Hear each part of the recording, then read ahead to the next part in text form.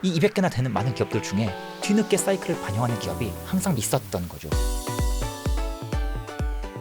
우리가 고를 수 있는 방법이 남아있다고 좀 말씀드리고 싶어요.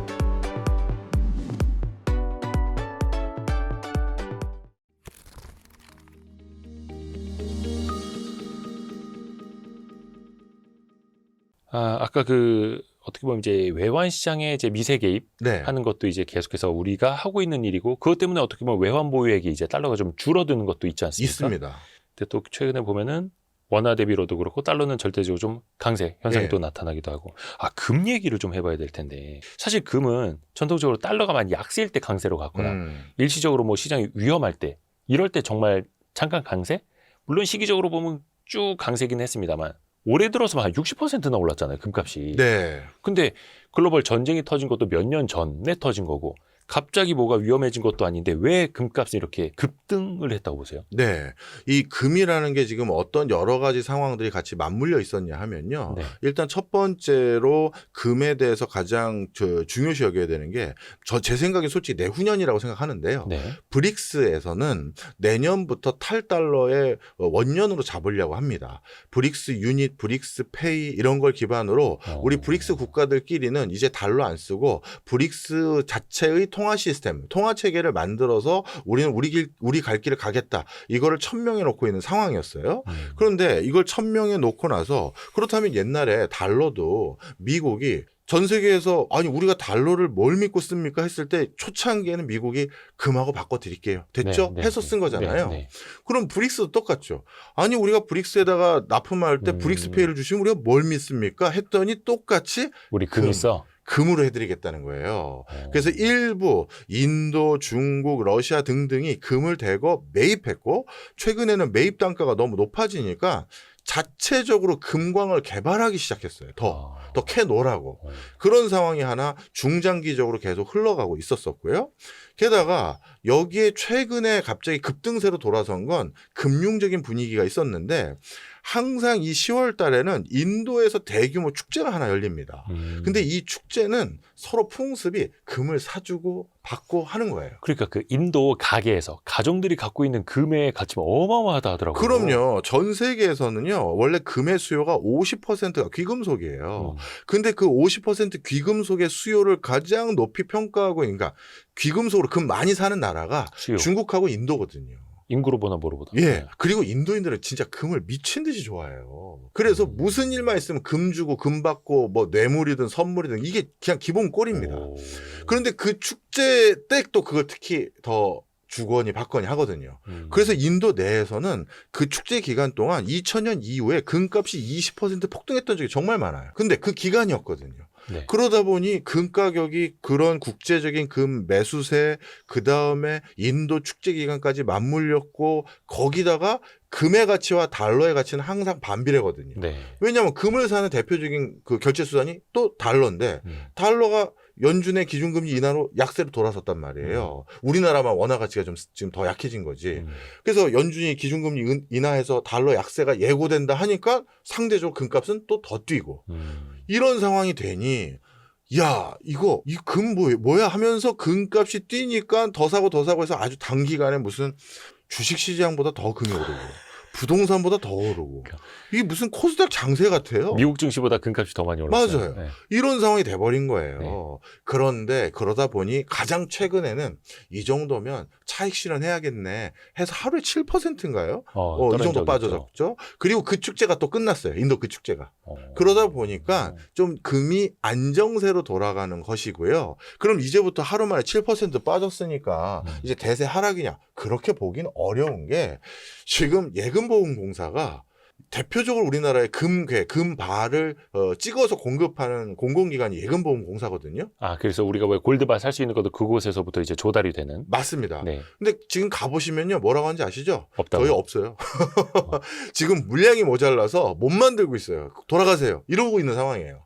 아직까지는 공급이 부족한 시점입니다. 그렇게 돌아가다 보니까 우리나라에서 이제 금융 쪽으로 할 수 있는 뭐 KRX 금 현물도 그렇고 김치 프리미엄이 한때 20% 넘기도 했었고, 지금 이제 또 빠지기는 합니다만, 다른 나라에서도 마찬가지를 하더라고요. 심지어 이제 실버바도 독일이었나? 너무 많이 팔려갖고 공급이 안 돼가지고 판매 중단. 근데 거의 전 세계적인 흐름이네요. 맞습니다. 전 세계적으로 또 금에 대해서 관심을 가질 수밖에 없는 게 이제 다 확인이 돼버렸어요. 모든 나라가 국가 부채, 재정 적자를 해결할 수 있는 정치력을 발휘할 수 없는 상황이 돼버렸구나. 유럽도 프랑스, 스페인, 포르투갈 정도의 차이만 있을 뿐이지 다 내부적인 소요가 있고 또 연정이 깨져서 불협화음이 심해지고 있고 그래서 국가 부채 해결도 못하고 재정 적자는 더 늘어나고 그다음에 미국도 지금 셧다운 상태잖아요. 야, 그럼 얘네 또 돈 더 풀겠는데? 그리고 일본 총리는 아예 선언했어요. 예. 나는 확장적 재정 정책이야. 그렇게 빚이 많다고 했던 나라인데 그런데 이러다 보니 그러면 상대적으로 돈의 가치는 더 희석되네? 더 떨어지네? 그러면 가장 안전한 게 뭘까? 이제 남은 거는 금인 거죠. 그러니까 전 세계적으로도 학습 효과도 있고 수요도 그럼요. 겹치고 하면서 금값이 계속해서 올라가고 네. 다만 또 앞에서 잠깐 말씀해 주신 게 환율 얘기하실 네. 때도 옛날로 돌아갈 수 있다라는 생각을 하면 안 된다. 금도 네. 비슷해요? 금도 비슷합니다. 금이 또 특수성이 있어요. 뭐가 있냐면 금이 교수님 방금 말씀하지 않았냐. 여기저기 전 세계 나라에서 금광에서 금을 더 캔다고. 공급을 더 한다는 거죠. 그 일반적으로 경제학에서는 공급을 더하면 가격이 떨어져야 되잖아요. 네네네. 그런데 금의 가장 특이한 점이 공급된 물량이 사라져 버려요. 사라져요? 자, 생각해 보세요. 금을 제일 광부들이 가져갑니까? 들어보세요. 자, 금을 가장 많이 사용하는 용처가 50%가 귀금속이라고 그냥 했죠. 귀금속. 예. 우리 예를 들어서 자녀분 돌반지 아직까지 가지고 계시죠? 어딘가 있을걸요? 그죠? 예. 이거예요. 평생을 키핑하는 거예요. 예를 들어서 아내에게 사준 목걸이, 귀걸이, 아니면 아내가 나에게 사준 팔찌, 반지 이걸 내다 판다? 조금 시세 올랐다고? 아니에요. 그 10년 전에 팔지 말라니까 이렇게 되죠. 그것도 그렇고 이건 기념인 거고 의미가 있는 거잖아요. 아. 그래서 뭔가 이 귀금속으로 금이 가공되는 순간 이건 내 아들에게 물려줘야지, 딸한테 물려줘야지, 결혼할 때 쓰게 해야지 이렇게 돼서 그냥 시장의 유통시장에서 빠져버려요. 그러니까 실제로 시장에 매물로 나오지 않는 잠겨버린 공급. 그렇죠. 그래서 새로 공급되는 게 시장에 대거 쏟아져서 금이 계속 가격이 떨어지는 게 아니라 그게 누가 또 가져가서 키핑해버리고 해서 전 세계 유통시장에서 빠져버리는 거예요. 장롱으로 들어가고 금고로 들어가고. 그렇죠. 금고 말씀 주셨으니까. 그리고 지금 전 세계적으로 또 분위기가 뭡니까? 이제 달러 못 믿겠어. 그러니 달러도. 많은 국가의 중앙은행에서 금발을 사재끼기 시작했어요. 그렇죠. 그럼 이것도 국부를 관리하는 대표적인 수단이기 때문에 전 세계 유통물량에서 또 빠지는 거예요. 그러니 공급을 늘린다고 해서 가격이 떨어지는 전통적인 경제 메커니즘에서 금의 시세를 생각하시면 안 되는 게 하나 있고 오히려 그래서 공급이 빠져버리는데 물가가 올라가는 구간에는 어떤 일이 생기냐 하면요. 큰 가격도 올라요. 왜 그러냐? 금은 물건이란 말이에요. 네. 그 금을 채굴해서 정제해서 예쁘게 만들어서 유통하는 데 들어가는 코스트가 인플레이션 구간 때 같이 올라요. 그러다 보니까 금은 인플레이션 때 그냥 금 가격이 같이 또 오르는 인플레이션적인 요인, 생산 단가가 오르니까 그것 때문에도 또 오르는데 지금 글로벌리 아직 물가가 완전히 잡혔다라고 하는 나라가 아직 손에 꼽힙니다. 그런 상황에서 금의 가격이 떨어질 수가 없고요. 오히려 전 세계적으로 지금 금 캐겠다는 붐이 일다 보니까 금을 캐는데 필요한 대표적인 물건 중에 하나 수은이거든요. 수은 가격도 올랐어요.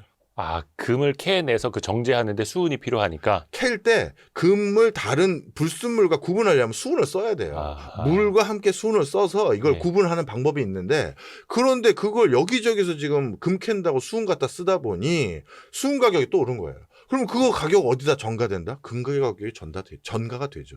우리도 금 캐러 가고 싶다. 어딘지 알려드려요? 저 하나 아는데 있는데. 어디예요? 마포 혹시 아세요?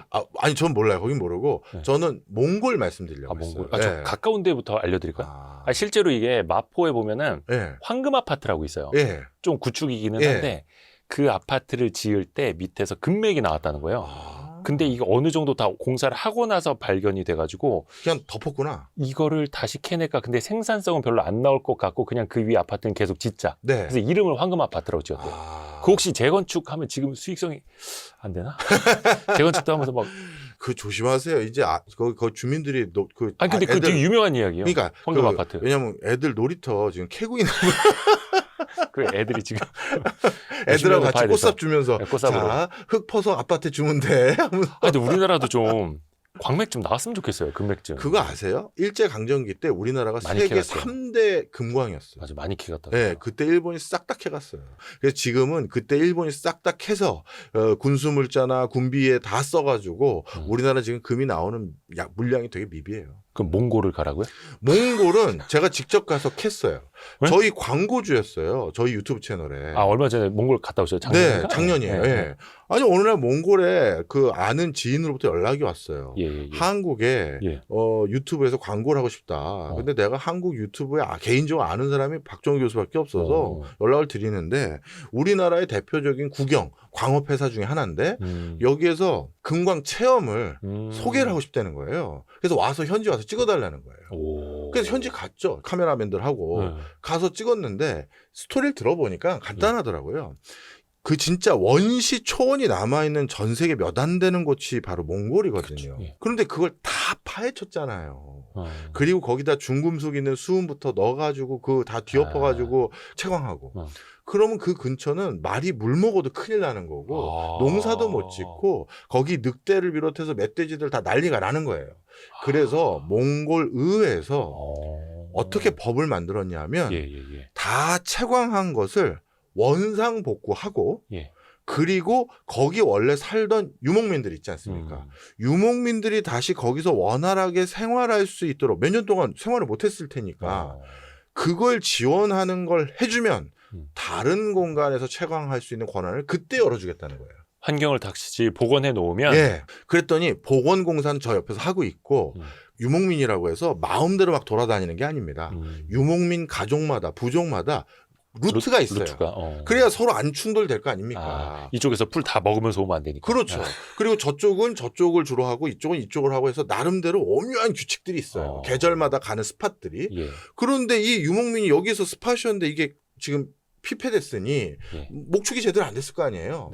그래서 피해본 걸 벌충하기 위해 그 유목민들에게 새로운 일자리로 뭘 줬냐 하면 한국에서 관광객들 왔을 때 게르 체험하고 승마 체험뿐만 아니라 금광 체험하는 관광 코스로 여기를 해보자 한 거예요. 그래서 저보러 가서 금을 캐보라는 거예요. 그래서 진짜 이상한 삽 가지고 물 흐르는 데서 금광을 채굴 했죠. 사금처럼. 네, 정말 농담이 아니라 있어요? 나왔어요? 30분 캤는데 반 돈이 나왔어. 갑시다.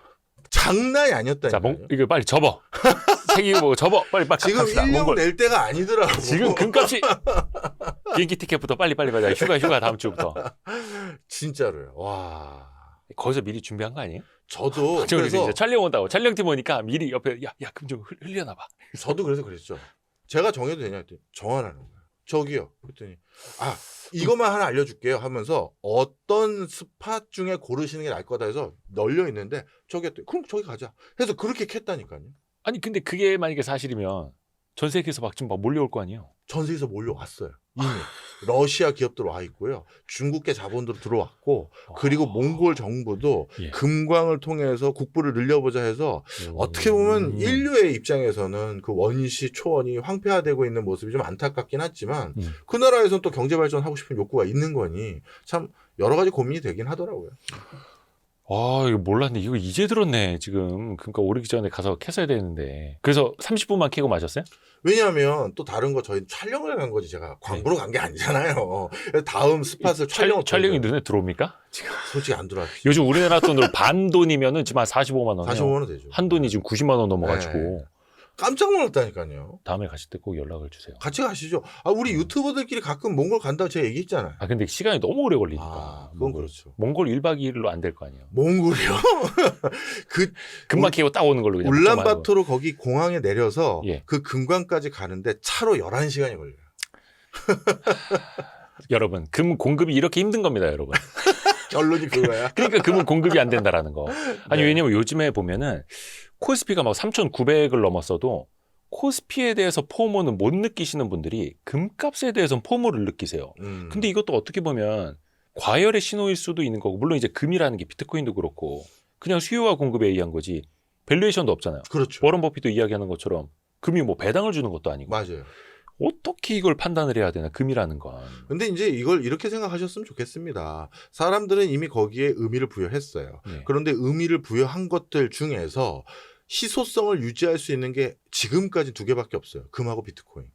그러니까 그게 가치가 오르는 거예요. 비트코인도 무슨 내재 가치가 있는 것도 아니고 배당을 주는 것도 아니고 이자를 주는 것도 아니지만 이 두 개가 가지고 있는 고유한 특성은 누구도 인위적으로 더 발행할 수 없다. 누구도 인위적으로 더 조작할 수가 없다.